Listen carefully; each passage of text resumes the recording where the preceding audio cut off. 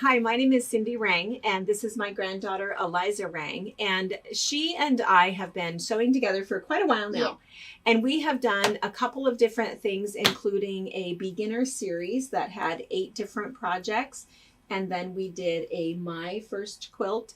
And now we're going to walk you through what might be your second quilt. Or your first. Or your first. Yeah, could be.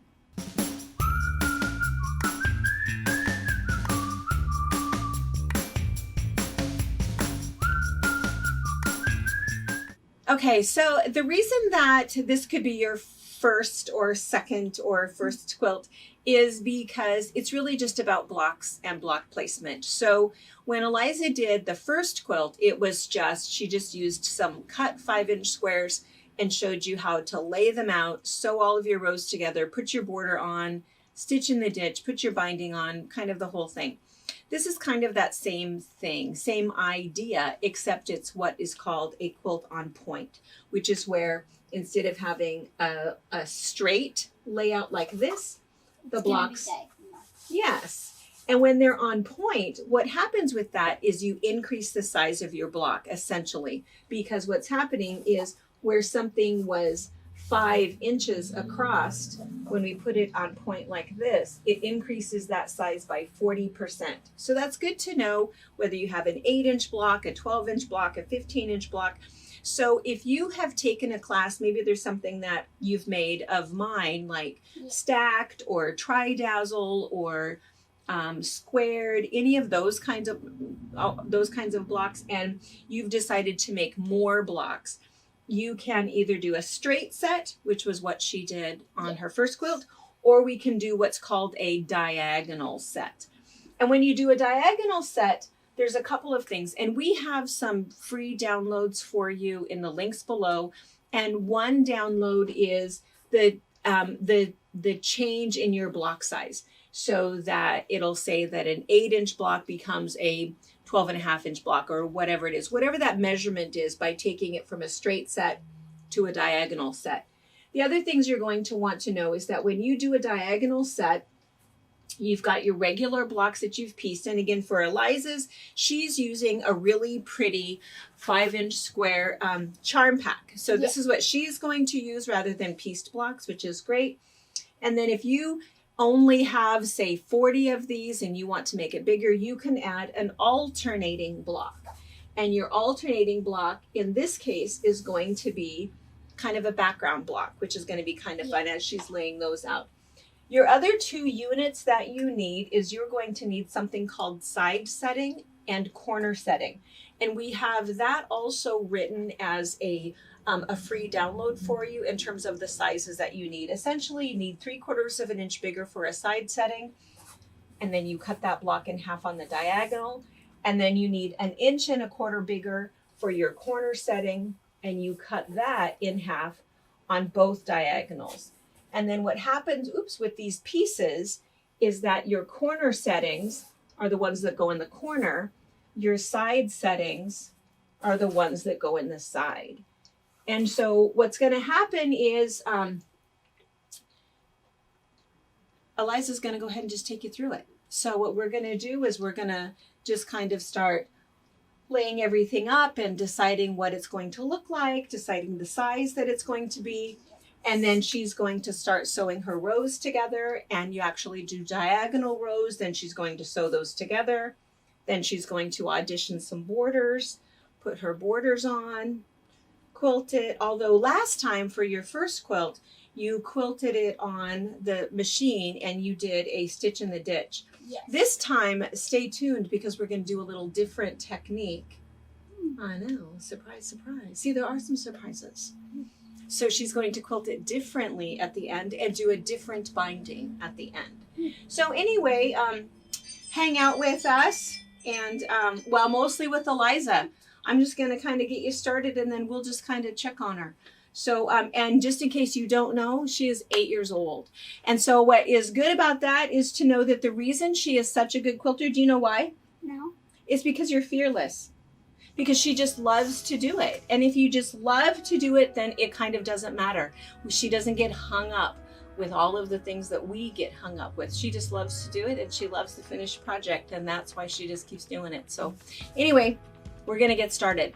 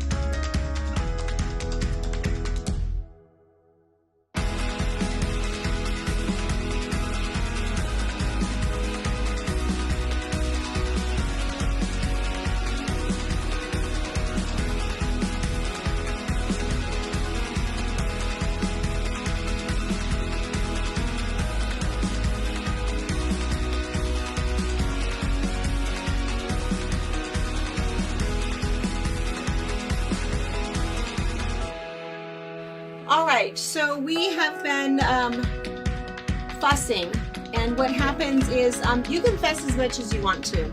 You can decide to make a real obvious pattern, or what we call planned random, which is where Not all of the brown is together, not all of the black is together, but again, you overthink it way too much, and at some point you just have to be happy with it because it's not going to matter.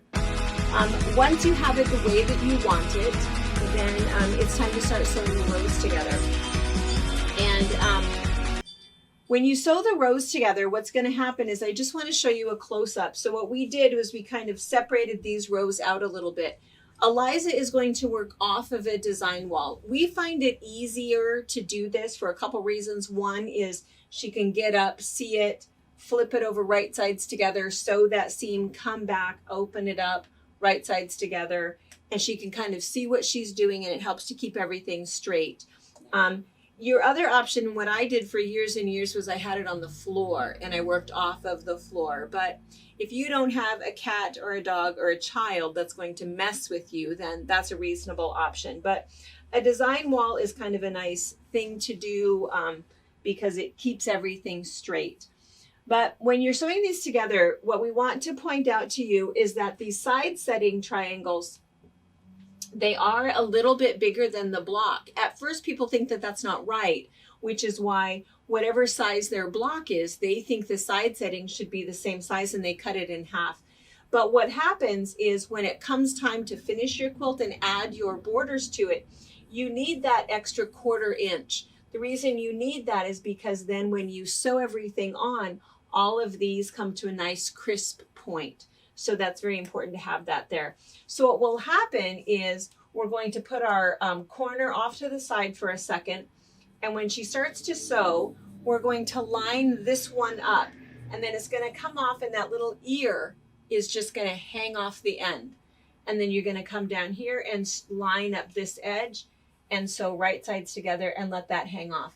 Then after you've pressed it open, always pressing to the dark, then what will happen is you can trim those little horns off if you want to, because then when you put this down and sew that down and press it open, that's what's going to give you that seam allowance that you'll end up seeing. Then we're going to do the same thing. We're going to line this one up. So out this way you have your little horn. Line that one up, then that one, line that one up with your little horn. After you've pressed everything, you can cut that off straight, cut that off straight, and then this one will fold down. And what'll be nice is that when you fold that one down, you'll be able to line up those seams right there. You'll be able to line that one up and that one up. Everything else will come right off the edge. If something weird happens and you end up with a little bit of excess at the side, we'll square that all up. We'll show them how to square everything up and you'll be okay. But that's essentially what you're going to do, is you're just going to keep sewing the row, sew it on. Sew the row, sew it on. And you'll always end up with those little horns. They could be horns or they could be ears. If they don't give you any trouble, call them an ear. If they give you trouble, they're horns. But cut them off. And then that's what'll happen is they'll just line right up and we're just going to work our way down. A whole lot of sewing, a whole lot of pressing. Make sure you press as you go. And if you always press to the dark, then what'll happen is you'll end up lining up, and then you'll just have to show them that when you're sewing, show them your little nestled seams. And we did that in the first. We do it in most of the videos that we do to show how it will lock in so that all of your points come out just right. All right, get your sewing machine all set up and off we go.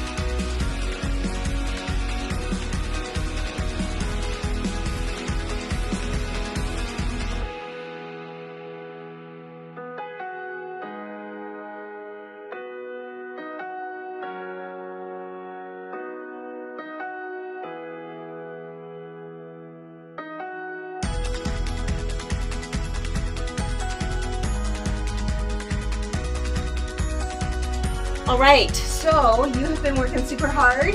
She has everything sewn together in all of her rows, which is fantastic. So more than two last steps. Our next step is we have to trim this up just a little bit. We'll do that in a few minutes. We'll do that kind of at the end over here, and I'll show you how to square everything up. And then the next thing is to pick out borders. We'll put borders on, and then you'll quilt it, and then you'll bind it. I don't know that we're going to show all of the quilting and the binding. We might do that as kind of a separate little fun video. Eliza's mom has a long arm, so she is able to do that herself. And I think you've seen her do binding before. But let's talk for just a minute about borders. So the deal with borders, we have a whole separate video about borders. And when you find a pattern, they might say to you to cut your borders 5 inches wide, or they might say 4 inches wide, or whatever. They're going to give you a specific number based on the amount of yardage they told you to get, or the size quilt that would be finished. But the truth is, you can make your borders whatever you would like, right? So if you get this quilt done and you feel like it needs to be longer, or it needs to be wider, or we want it to fit a specific bed, you could go ahead and add more borders. You could add 1 border, you could add 3 borders, you could kind of do whatever you want to do. The only real rule with borders, there's 2. One is that no border should be wider than half the size of a block. The reason for that is, let's say that you have some 8-inch blocks. If you end up with like an 8-inch border, what it looks like is that you just didn't make enough blocks, which would be what the case is. If you've got an 8-inch border, which is going to make it 16 inches bigger, you probably just should have done an extra row. So that's one rule, is don't make your borders too big or you won't be fooling anybody. The second rule is that you have to measure every time, because you have to make sure that your top and your bottom stay the same width and that your sides stay the same length. So we'll do all of that, probably do that off camera, but if you want to see that more up close, there is a whole separate video about that. What we really want to spend the time with you with today is how we select a border, right? So, and this is what we always do. When somebody comes into the shop and they pick out fabric and they'll say, oh, I'm not sure what I want to do about borders, we usually say the same thing to them, which is go ahead and finish your quilt top, then come back. Because it could be that after you get your quilt top done, you might think, oh my goodness, I wish I had more of the brown in there, or I wish I had more of the dark gray in there. You can totally change what your quilt looks like based on the border that you choose. So sometimes it's easier to get the whole thing together first, then choose your borders, and that also will help you to know if you want to have 2 or 3 or 1 border, right? So I'm gonna have you stand there so you can see, and then everybody out there can see also. So we're just gonna hold some up, and we call this auditioning, right? So what we're gonna do is we're gonna hold a couple up, and and sometimes it's like, oh, you might know immediately that this is something you hate. You might know immediately that it's something that you love. If you know that you don't like it, then we immediately get rid of it. Is there any so far that you think is terrible? So, and sometimes we'll put it at different places. I like that one. You like this one so far? Do you like this one better than this one so far? Yes. Okay, so far, we're just gonna, and this is the other thing that we'll do is in the shop, we will end up with a large stack, and sometimes it's nice just to kind of pare it down. Okay, so we'll add a gray one. What do you think of the gray one? No. Nope, not a gray person. Put this in the no pile. This one will be fun to see what it looks like, what is different when we add a little bit of color. So this particular fabric is right here. But only in that one. It is only in that one. You're right that there's not a whole lot of yellow. There's some up here. Yeah, let's put that in the maybe pile. This is a maybe? Yeah. And now here's another yellow. This one is also in it. Yeah, It's kind of a light yellow, isn't it? Yeah, and the pattern's in quite a few spots. Yeah. No. A no. Okay, so we have 3 rejects. They never take it personal, right? And we have 2 yeses. Now, what's nice is that you can have 2 borders if you'd like. or you can pare it down and say no. So let's look at this one. I feel like this one is pretty light, but I don't think that that's a bad thing. I mean, you know, I think it is light enough that this is what it would look like if you did two. What if I just did that one? Or just one.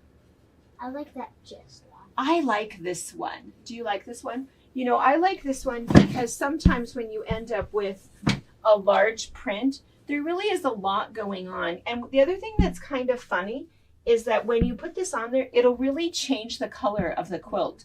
You know, right now, this is kind of a gray and cream quilt, but it's funny that when you add this, it becomes a gray, cream, and yellow quilt. It really does add more color to it. And this is such an interesting piece. You really could do probably, I know I just said there was this rule that these blocks are 5 inches. So technically we would do half the size of the block. But I think for this one, I think you really could get away with 5 inches because there's just so much going on this. Yeah, Plus these are diagonal and what really is the block. So you could do 5 inches. And then if we got it done, that's going to make that would make this quilt a nice size nap quilt for you. And then you really could put maybe a really pretty gray or yellow minky on the back of it. Yeah. And then you would just have to choose binding. And then that's the other reason that we tend to not necessarily choose binding until after we've chosen the border, because you might end up picking maybe one of the dark grays for your border. For your binding. Yeah. Okay, we're all good? Yep. All right, so this is the winner. And then now what let's do is let's change things up a little bit, and we're going to show you how to trim this quilt up so it's nice and square and ready for borders, right? So we have realized that we really have not done a separate video about squaring up a quilt. There's kind of a lot to consider when you square up a quilt. Really, ideally, if you've squared up your blocks and then you sew everything together, your quilt should come out fairly square, which is generally what happens. Because what will happen is if you start trimming something off, you could end up with all kinds of really big problems. So I would say proceed with caution when you're doing that. The one that I feel like I trim up all the time is my jelly roll races, because those ends are always kind of wonkadoodle and those need to be squared up, and that's a little bit different. But like, we brought another one in just to show you. So this one is our courthouse steps. And so this one, again, same idea. All of these blocks were squared up to be the same size so that when we sewed them all together, they all kind of ended up, you know, everything was all right. You know, this one hasn't had borders on it and it's been hanging it for a long time. So it's a little rat-tatty at the end, but everything is pretty much square. So I wouldn't do anything in terms of squaring anything up. I would just start measuring, adding my borders. And again, if you follow the rules with the border video, your quilt's going to end up square and it's going to be okay. This one though, Eliza's, because we were doing all of this stuff on point, this is what you will see, is you will see kind of some extra pieces out here at the edge. But if we look at this, this is like super even. Look how good you did. You know, this is really, really nice. The other thing that we notice with this particular quilt is that she's got bias on the outside edge here. So what I would do is I really would go ahead and just do a little stay stitch in my sewing machine if it's going to be a little while before we put borders on. I think we are trimming this, and I think tonight she's going to go ahead and get the borders on so that she can get this video finished. But if you feel like it's going to be a little while, see how there's this little bit of blooming? See how that's already happened? Yeah, because I think from the time that she sewed this and until we're doing this, it's been a little while. And so that's what's happened, is this blooming. Because when you have your fabrics, you have your weft threads and your warp threads, so they go crosswise and up and down. And when we cut them across, there isn't any stay thread, and so that's what happens, is it just kind of blooms. There's nothing that's holding that together, and you can really see an evidence of that right here. So if you're really, on this block. especially on this one, right? Because that one has It might just be the way that it was folded. Maybe right there we pulled on that one a little bit, because you're right, that one's nice and flat. That one's pretty flat. Yeah, Yeah. and you can see the fold line. Yeah, that might be it. That's where it kind of bloomed a little bit. If you have a lot of excess bloomage, I think that's a word, what you can do is you can give it a really good press and add a whole bunch of best press or starch. Are you yawning, or is it your ears? Am I boring you? No, I'm just tired. I know. I'm teasing you. Brianna yawns every time I talk to her. It's because I have a soothing voice that puts you to sleep. Alright, so let's talk about how to square this thing up. So what we do is, for this particular one, you have done a really nice job of having all of these really good points here. And so what's going to happen is when you sew your border on, you're going to do that same thing. You'll end up so that this comes out right at the point. And so what we need is, how much do you think past this do we need in order to make sure that our point comes out right? 1/4 inch? Would that be your guess? Because that's what our seam allowance is with quilting, right? Is 1/4 inch. And that's why we always have just that one very specific measurement, just so that we never have to wonder about it. Everything is 1/4 inch. And so then everything lines up. So what we do is we line this up. Okay, so what we've got is, we can see that this line here is on the 45. See, here's my 45. So I know that my top is going to be nice and even. I can also see that with my line right here. Here, that's my 1/8 inch mark, and that's my 1/4 inch mark. So I'm putting that right on that intersection. And if we look down here, I have my next one right on that intersection. And all the way down here, the next one, might have to bump that up, right on that intersection. So all three of these coming right down the edge of this ruler. And you want to check it multiple times. You want to make sure that you have a ruler that's not going to slip.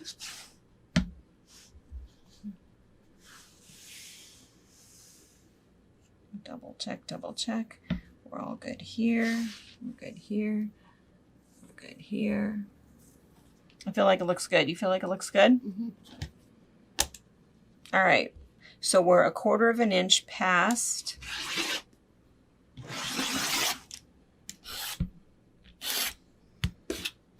Okay, and then I'm going to slide this up, and we're going to do it again. So we can line that up right on what we've already cut. We can see that we're 1/4 inch there.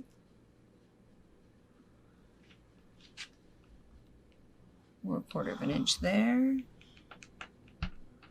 1/4 inch there. I'm going to slide this up a tiny bit right after she got that all focused. That way we can do one last cut here. Double check it multiple times. We're at 1/4. We're at 1/4. We're at 1/4. And we're right at that 1/4. Okay, we see it? Do you see it all?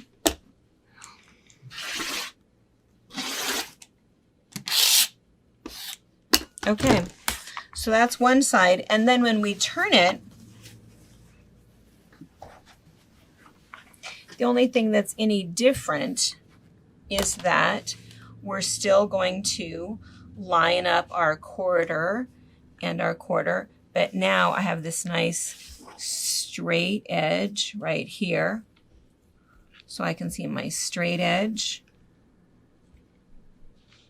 my 1/4, quarter. Okay, see how that's perfect? Can you see all of that? Yeah. Straight edge here, quarter right at the intersection, quarter at the intersection, quarter at the intersection, right? Yep. We all agree? We're all good? And again, having a non-slip ruler is going to be critical because, if something happens and your ruler slides, really bad things would happen. Okay, so now what we're going to do is we're just going to go ahead and keep going all the way around. We'll just keep doing the same thing. And again, the whole key to it is just to measure the 1/4 inch and make sure that your ruler is not slipping. And then the other thing that happened was in between taking the quilt from there to down here, a girl has a right to change her mind, right? And so what she decided, she is still keeping the yellow as her border, but she has decided to add a little bit of gray in there for definition, right? Yes. I think that's going to look really good. So don't be surprised when you see the quilt at the end. It wasn't just this one. She's also adding a little bit of gray. And then is that going to be your binding, do you think? Or are you going to add something different? I think I just might fold the Minky over top. That's a really good option. I like that option. All right. Okay, we're going to finish this up, and you have some work to do, and you guys will see the quilt all finished. Thanks for watching. Thank you for watching our video. We invite you to leave a comment, hit the like button, or better yet, subscribe to our channel so you never miss an episode. You can also visit our Instagram, Twitter, Facebook, or Pinterest pages, or find all of those things and our online store at fabricpatch.net.